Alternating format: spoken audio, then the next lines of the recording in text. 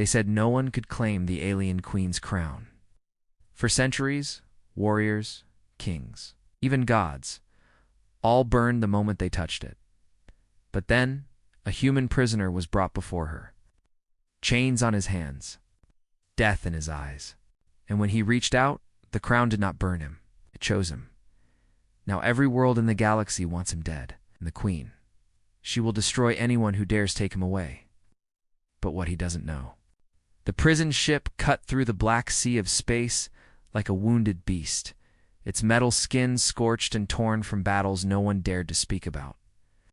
Inside, the corridors smelled of oil, sweat, and the faint copper taste of blood. The guards were silent, their boots clicking in rhythm as they escorted a single man down the narrow hallway. He was tall, but his back was slightly bent from the heavy chains biting into his wrists. His clothes were torn, dusted with dried blood and ash from a world long destroyed. His eyes, cold, sharp, and dangerous, did not move from the end of CC. The hall where a massive door pulsed with golden light. The crew kept glancing at him with something between fear and confusion, as if they couldn't understand why this prisoner had been brought here alive. Somewhere in the upper decks, whispers, spread like wildfire, said the queen herself had called for him. No one summoned the queen. No one. And no one left her throne room unchanged. The door hissed open and a wave of warm, sweet air rolled into the corridor. The light was almost blinding after the dim ship, but slowly, shapes emerged a hall. So vast it could swallow a city block, its walls carved from shimmering crystal that seemed to breathe. At the far end, on a throne woven from metal and living vines, she sat. The alien queen. Her presence was like a storm wrapped in silk, graceful, but deadly, every movement carrying the promise of power. Her skin glowed faintly, touched by a metallic shimmer that shifted with the light. Her hair, long and flowing, caught the glow of the crystalline pillars and made it look like strands of molten gold drifting in the air. Her eyes, luminous and deep, studied him with an expression no one could read. Some said those eyes could see the very threads of a person's soul and decide if they were worthy to keep breathing. The guards pushed him forward, but he didn't stumble.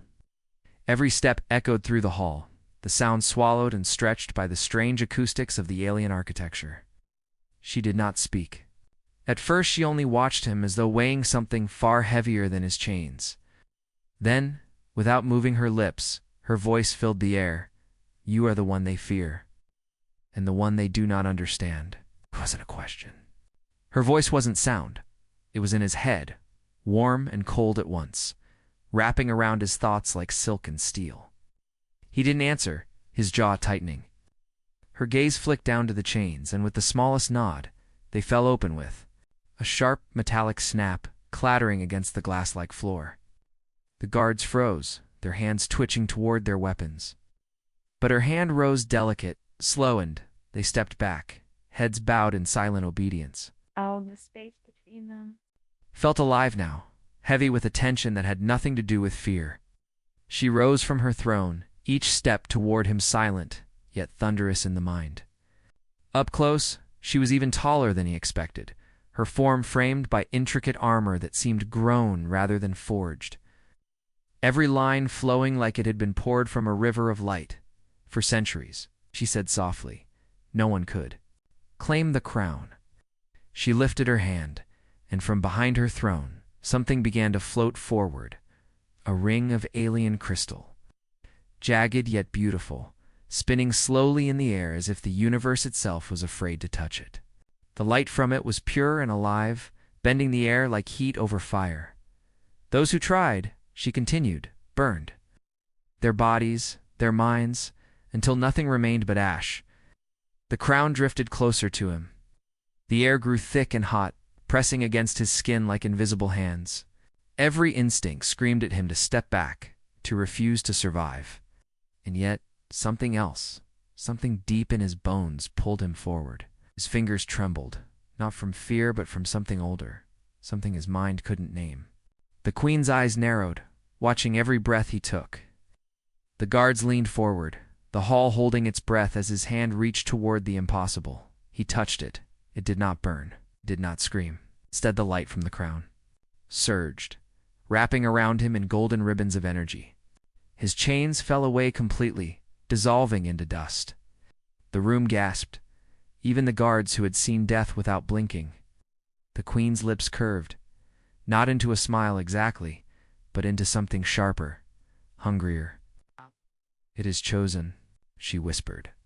Her voice was not just in his head now, was in the very stones beneath their feet. In the air they breathed, in the pulse of the room. In the next heartbeat, the hall's great doors slammed open behind them. A voice, rough and venomous, echoed in from the cold beyond. Then he must die before sunrise. And before anyone could move, shadows began to spill across the crystal floor like a living tide. The shadows poured into the crystal hall like black smoke given shape, twisting and writhing as they crept forward. The guards raised their weapons, but their hands shook the kind of tremor that came not from fear of battle, but from knowing. They were already too late. The air chilled, frosting the edges of the crystalline pillars. The golden warmth of the queen's chamber fading into a dim, unnatural blue. The man, the prisoner, no longer stood at the center of it all. The alien, crown still floating above his head, its glow pulsing like a heartbeat. He could feel it now, inside him, thrumming through his veins like liquid fire and ice at once. Every breath he took seemed to pull the shadows closer, as though they recognized him, or hungered for him. The queen moved without hesitation, her voice a low command that cracked through the cold air. "Hold the gates." Her guards surged forward, but the shadows moved faster, splitting into inhuman shapes with long clawed limbs and eyes like molten silver. The sound of crystal shattering filled the hall as one of the pillars exploded under a shadow strike, sending shards across the floor like glittering daggers. The prisoner's instincts roared away, years of surviving in hostile worlds, fighting in pits, running from wars that weren't his. He reached for a weapon but found nothing. Instead, the crown's light flared, and in his hand, a blade of pure energy burst into existence, humming with alien power. The queen's eyes widened in surprise, but in satisfaction. "It answers you." Her words were almost lost in the chaos as the first shadow leaped toward him. He swung the blade and it cut through the thing's body like sunlight through smoke. The creature dissolved, but two more took its place. The energy from the strike didn't fade, seemed to feed him, his muscles growing lighter, his movements sharper. Around them, the hall had become a storm of motion, guards clashing with shadows, the queen herself stepping into the fight. Her armor shifting and reshaping with every movement, weapons blooming from her arms like living extensions. Every strike she made was precise, brutal, beautiful. The enemy voice from outside rang again, closer now, its tone dripping with ancient hatred. "The crown belongs to no human. It's not while I draw breath." From the far end of the hall, the shadows parted, and a figure stepped through. Tall, draped in armor made from some blackened, bone-like material, its face hidden beneath a mask carved into a snarl. In its hand was a weapon like a spear, but it pulsed with the same kind of light as the crown, only twisted, corrupted, as if it had been stolen from the heart of a dying star. The moment the prisoner's eyes met the figures, something inside him shifted, a flash of memory that wasn't his. An image of burning worlds and oceans turned to glass. The crown pulsed again, harder this time, almost angry. The queen stepped in front of him, her stance a shield. "He is chosen," she said, her voice low but carrying through the chamber like a war drum. "And you will not touch him." Masked figure laughed a deep, broken sound that rattled in the bones. "You think the crown's choice is final? You think it cannot be broken?" The shadows surged forward again, more vicious than before, forcing the guards back step by step. The prisoner didn't wait. Something in him knew if the enemy reached the queen, it would be over. He pushed past her, the crown's energy blazing. In his veins, and charged, his blade met the spear in a clash that sent a shock wave rippling through the hall, scattering glass shards and throwing guards to the floor. The masked figure didn't budge. "You are not worthy," it hissed, shoving him back with impossible force. But the crown's light didn't dim. It grew brighter, hotter, almost blinding now. The prisoner gritted his teeth, his body screaming against the weight of the enemy's power, and pushed forward again. Somewhere in the chaos, the queen's voice cut through, sharper than any blade. Do not let him touch the crown, or all worlds will burn. The prisoner's heart pounded as the masked figure's spear swung toward his head, and in that frozen second, the shadows themselves seemed to recoil like something even darker had just stepped into the room. The air in the hall grew heavy, pressing down like the weight of deep water. Every breath burned in the prisoner's lungs, every sound muffled into a low, dull echo. The shadows, once wild and frenzied, halted mid-motion, their forms flickering, as if uncertain whether to advance or retreat. Even the masked figure paused, spear still raised, its head turning slightly toward the entrance. The queen's eyes narrowed, not in confusion but in recognition. Whatever was coming, she knew. From the shattered gates at the far end of the chamber, a thin beam of pale light stretched inward, cutting through the cold blue gloom. At first, the prisoner thought it was just a stray fragment of the crown's glow, but it moved slow, deliberate sliding, across the floor until it reached the center of the hall. Then the sound began. Not footsteps, not breathing, but a low, resonant hum, like the vibration of an ancient machine waking from a 1,000-year sleep. The beam widened. A silhouette emerged, a figure taller than any human, wrapped in armor. So white it almost glowed, every plate etched with symbols that shifted and writhed as though alive. Its helmet was featureless, smooth as glass, reflecting the crown's light back into the prisoner's eyes. The instant he looked into that reflection, memories that weren't his slammed into his mind, wars fought in skies of green flame. Rivers running red with molten metal, 1,000 voices screaming in unison, and then silenced. He staggered back, gripping the side of his head. The crown pulsed harder, its light now flaring in sharp bursts, like it was fighting something, or calling for help. The masked figure's voice was sharp now, almost desperate. You should not be here. The white-armored being did not respond. Instead, it stepped forward, each movement soundless, as though gravity itself bent to let it pass. The shadows melted away from its path, hissing like steam meeting cold stone. The queen spoke again, her tone laced with both respect and caution. Ancient One, the crown has chosen.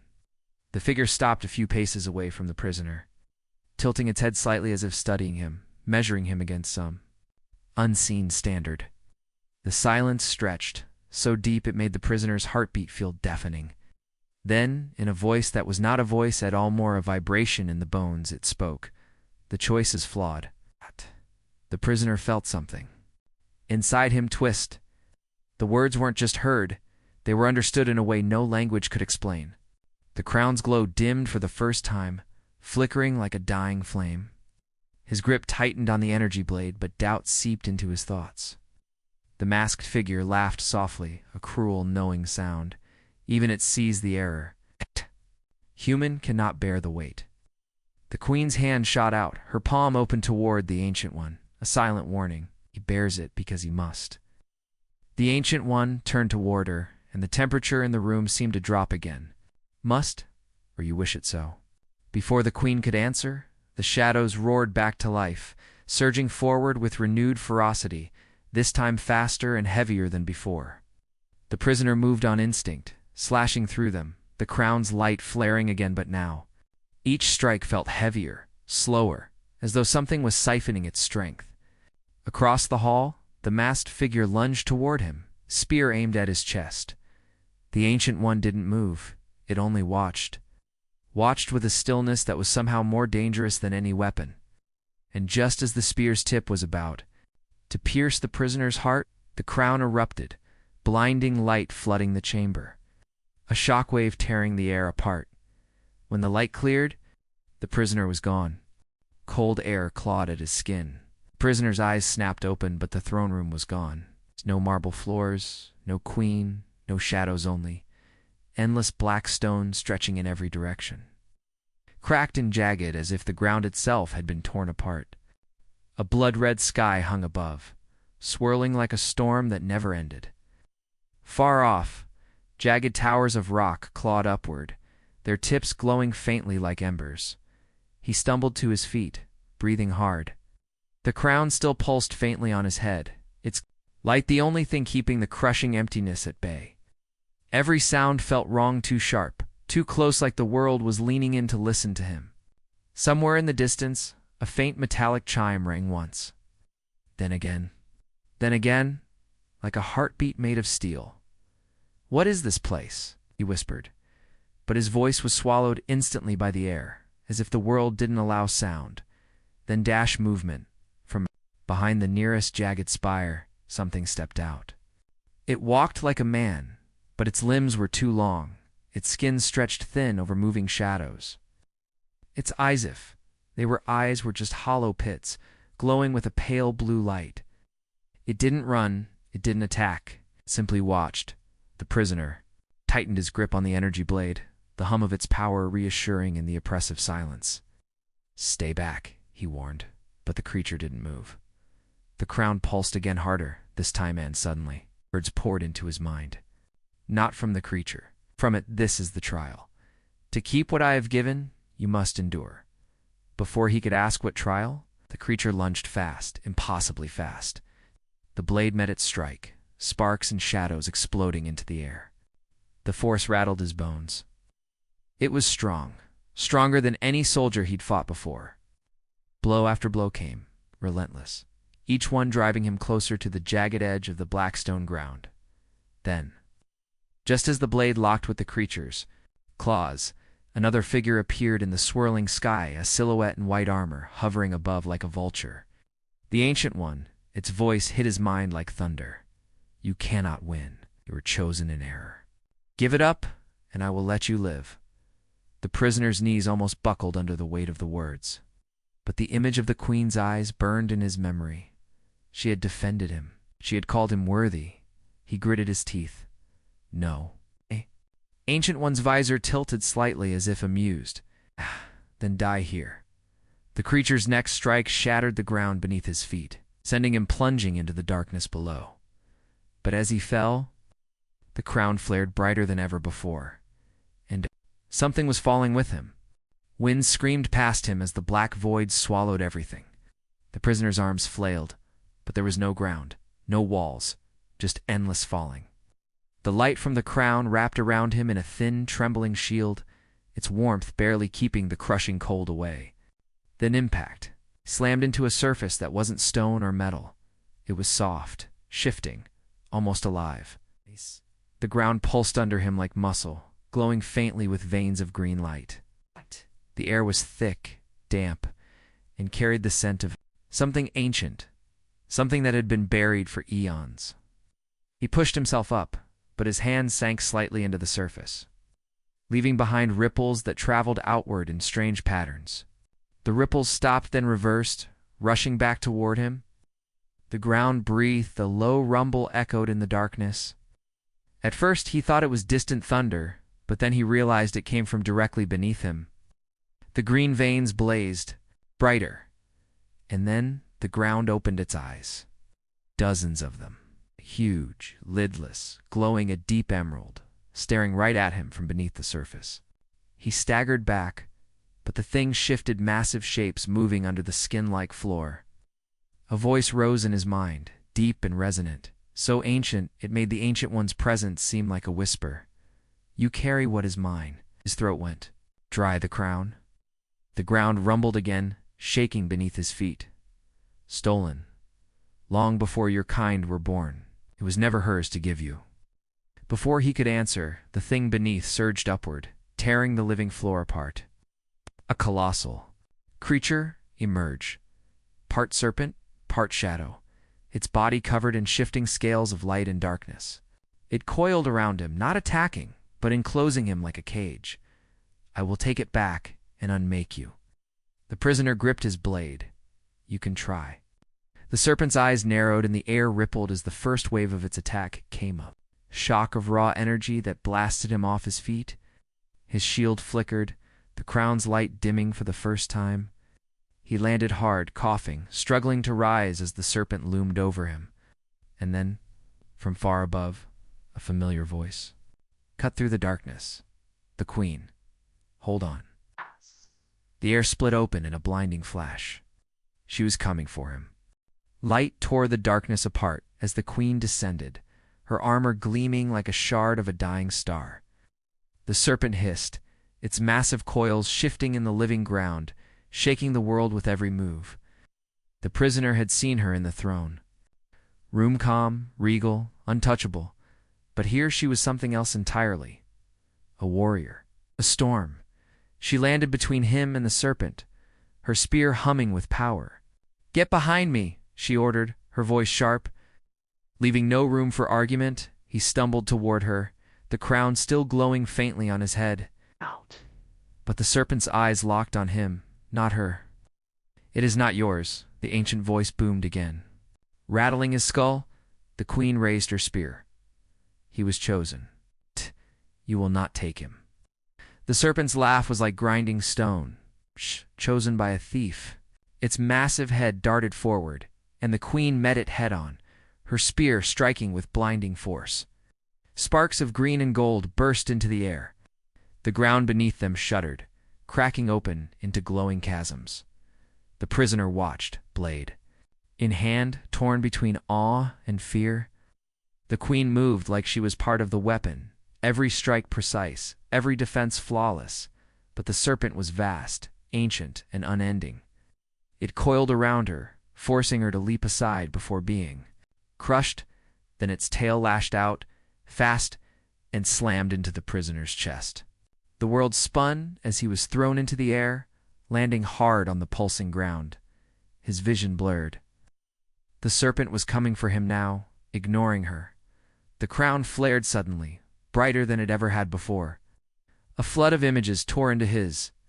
Mind-shattered worlds, burning skies, an army of shadow-born creatures bowing to something far worse than the serpent.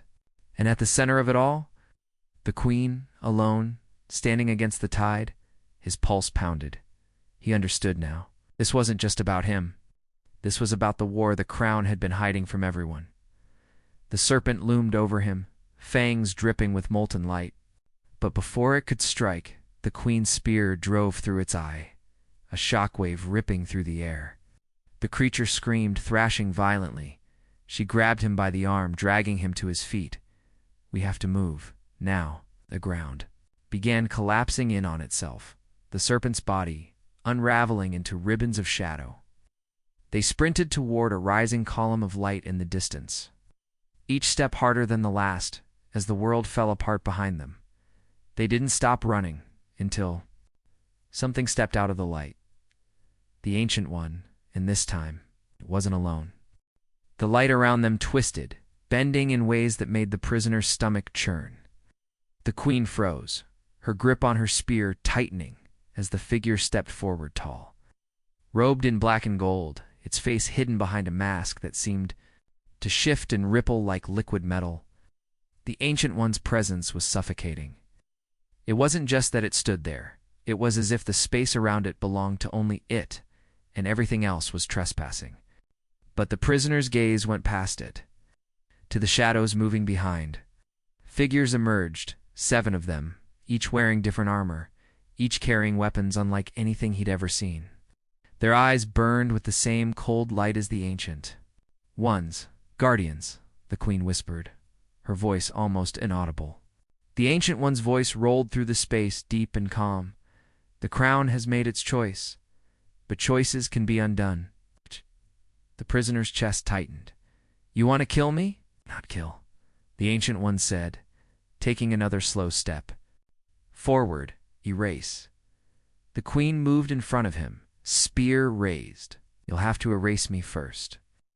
The air between them shimmered, no trembled. The guardians spread out, circling their weapons, glowing faintly. The prisoner's mind screamed at him to run, but the crown pulsed against his skin, sending strange courage through his veins. The first guardian moved, a blur of silver and blue, swinging a blade longer than the prisoner's entire body. The queen met the strike, their clash sending a shockwave that knocked him to the ground. Another guardian came from the side, forcing him to roll away just as a spear of pure energy tore through where his head had been. He scrambled to his feet, blocking a strike from a third guardian. The force of the blow rattled his bones, but the crown's light flared, strengthening him. He shoved back, surprising even himself, as the guardian stumbled. The Ancient One watched, unmoving, its mask rippling faster, as if it were studying him. More guardians attacked. The queen moved. Like lightning, but for every one she blocked, another came close to striking the prisoner down. They were being pushed back toward the edge of the collapsing ground. Then, without warning, the Ancient One raised its hand. The guardians froze. The silence was worse than the fight. It felt like the air itself was holding its breath. "Are not ready," the Ancient One said softly. "But you will be." Before either of them could respond, the ground beneath them shattered completely. And they were falling again, to a place even darker than before. And somewhere in that darkness, something was waiting. The fall seemed endless, the darkness stretching in every direction. The prisoner's ears rang with the echo of the Ancient One's "Last words you will be," then dash light, not the crown's light, not the faint glow of alien stone. Ow. This was a vast burning gold stretching across the horizon like a second sun. He hit the ground hard, but it didn't hurt. It was warm, solid, humming with power. The queen landed beside him, spear still in hand, her eyes scanning their new surroundings. They stood on a colossal platform suspended in empty space, with no sky above and no ground below. At the far end, a towering archway pulsed with shifting symbols, each one burning brighter the longer he looked. The crown flared in his hands, its light pulling toward the archway like a magnet. "This is it," the queen said quietly. "The trial of claim." Before he could ask what that meant, the archway cracked open, spilling a flood of white fire. Not the Ancient One, not the guardians, but a being forged entirely from light and shadow, wearing the faint outline of a crown of its own. Its voice was both gentle and crushing. "If you wish to keep what you hold, you must prove you can wield it." The ground beneath them shifted. Walls rose from the edges of the platform, jagged and uneven, creating a labyrinth that stretched farther than the eye could see. Somewhere deep inside, faint roars and heavy footsteps echoed. The queen's jaw tightened. "It's never the same twice," she said. "The trial adapts. It becomes your worst fear and your greatest weakness." The prisoner swallowed. "And what's yours?" She didn't answer. They stepped into the maze. The walls seemed to breathe, and the deeper they went, the louder the sounds became. Mantel shapes began to move in the corners of his vision. At first, they were small. Then they grew larger. He turned a corner and froze. Before him stood a perfect reflection of himself, wearing the crown, but with eyes cold and empty, like a puppet without strings. It smiled. The queen's voice was sharp. "Don't let it touch you." The reflection lunged. He barely dodged, slamming it into a wall, but the thing dissolved into black smoke and reformed behind him. The maze echoed with the sound of more footsteps, many more. The trial wasn't going to send just one. Hours, maybe minutes, passed in a blur of running, fighting, and the constant hum of the crown. Against his skin, the maze twisted, the walls shifting, until finally they stumbled into an open chamber.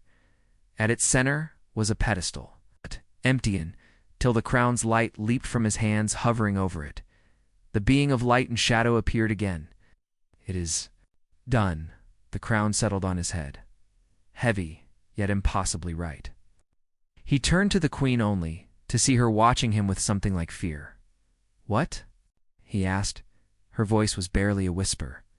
"Once you wear it, you can never take it off." Before he could respond, the platform began to dissolve, the light of the trial fading. And in the distance, far beyond the breaking horizon, the Ancient One's voice returned, calm, patient, certain. "I will be waiting."